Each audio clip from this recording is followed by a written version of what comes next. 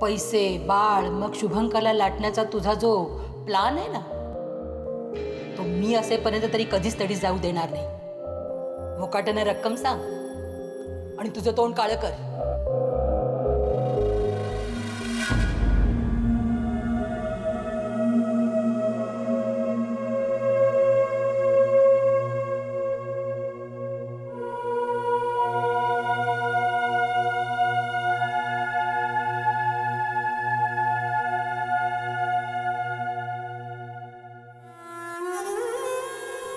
रागावली असशील ना?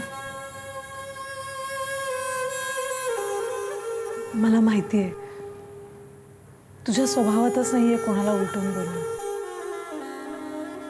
पण राग तर येत असेल ना. आणि हा राग गिळून तू आत्यांशी जे काही वागलीस ना, त्यामुळे सगळ्यात जास्त अपराधी मलाच वाटतं.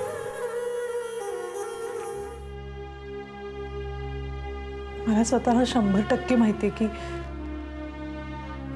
या सगळ्या परिस्थितीला कारणीभूत मी आहे.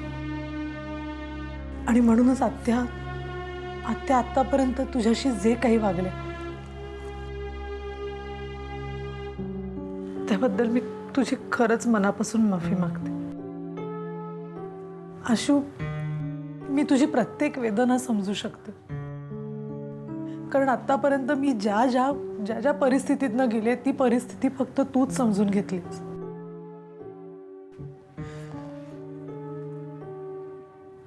माझी तुझ्याबद्दल कसलीच तक्रार नाहीये.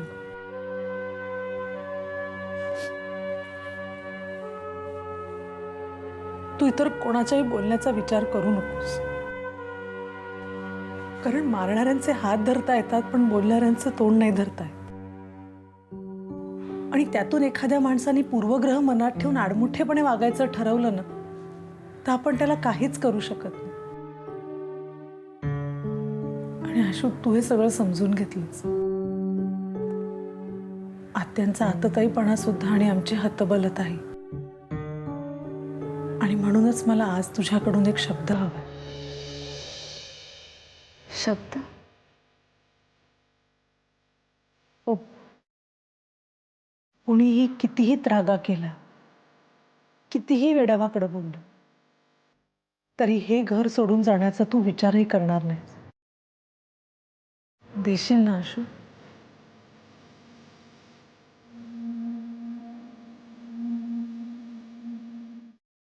देशील? कारण फक्त आईची मायाच सगळ्यांचे अपराध पोटात घालू शकते.